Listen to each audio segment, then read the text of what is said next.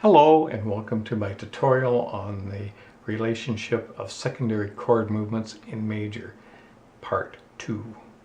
We're going to be looking at the 6th chord. Of course, the 6th chord we already know is going to be minor because we've already come to the conclusion that 2, 3s, and 6 chords are always minor in a major key. So let's count up to the 6th chord. 1, 2, 3, 4, 5, 6.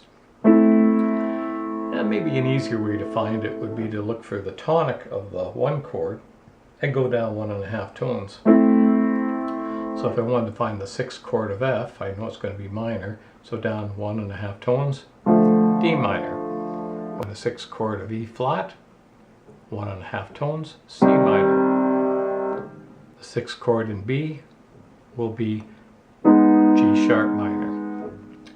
The 6th chord has a very close relationship to the 1 chord, inasmuch that it is the related or relative minor to the 1 chord. In other words, they both share the same key signature. C major has no sharps or flats. The key of A minor has no sharps or flats. This key of F has 1 flat, the B flat. The key of D minor has also 1 flat.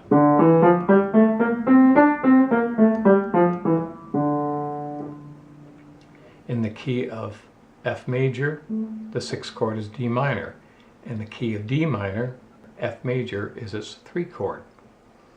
Well, that's for another tutorial, but I just wanted to get the point across that there is a very close tie and a close relationship between the 1 chord and its 6th chord.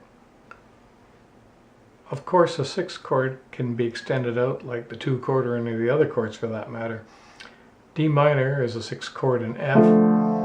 If we expand it out to a 4-note chord, that would make it a 7. 7s are usually added to 6th chords more often than not. It can be extended out to the 9 or even out to the 11. Cannot, like the 2 chord, go out to the 13 because B natural is not in the scale of F. It's a nice sounding chord, of course, when voiced in open harmony.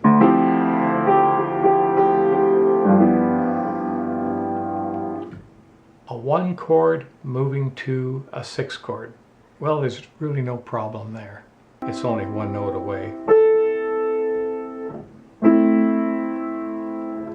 So if I'm in F, that would be my 1 chord. Of course, D minor is my 6th chord.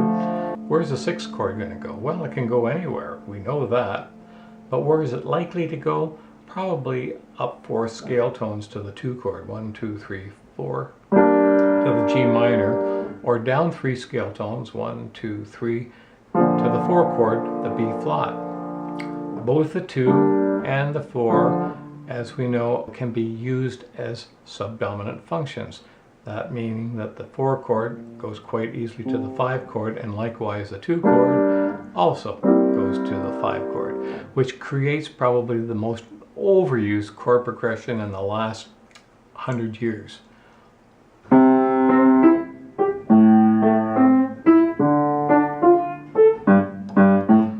1 to a 4 instead of the 2 that I just did.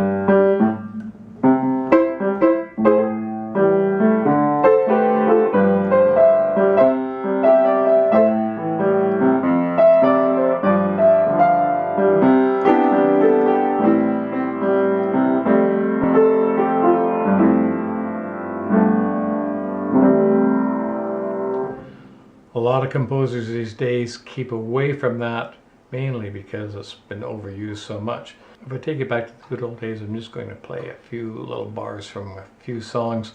But what I'd like you to do is see if you can hear the difference. When I'm on the 6th chord, in this case in the key of C, I'm either going to be going to the 4 chord before the 5 chord, or up to the 2 chord before I go to the 5 chord. Hopefully you'll be able to tell the difference. The 2 chord is going to be a softer approach. The 4 chord, a brighter approach. Both are completely interchangeable, as we know.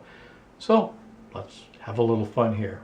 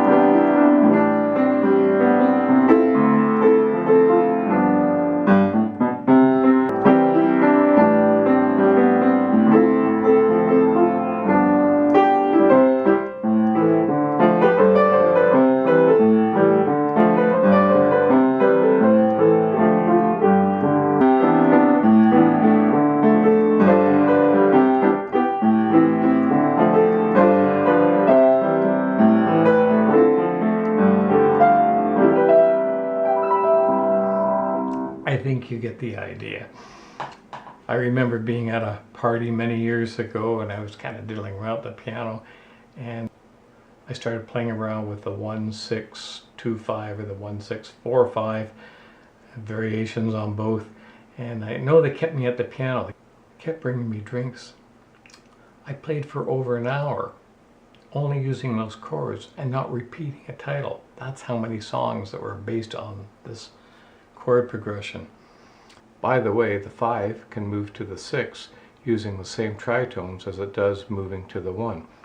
Let's take a look. Here's my 5 chord, my tritone B and F, and they move quite nicely to the 1 chord, to the root and the 3rd. Well, they move just as easily from there to the 6th chord, the 3rd and the 5th.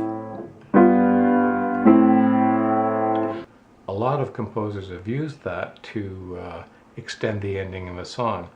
Let me give you a quick little example, again using 1-6-2-5, and then I'll finish on 1, and then I'll extend it.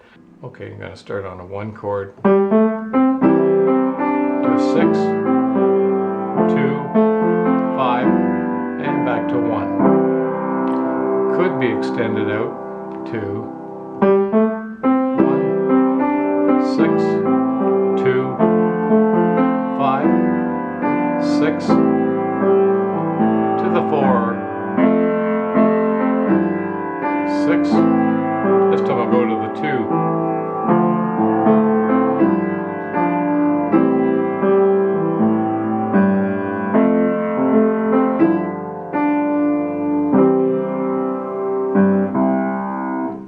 When a 5 goes to chord other than 1, it can become a deceptive cadence when there are other chords involved.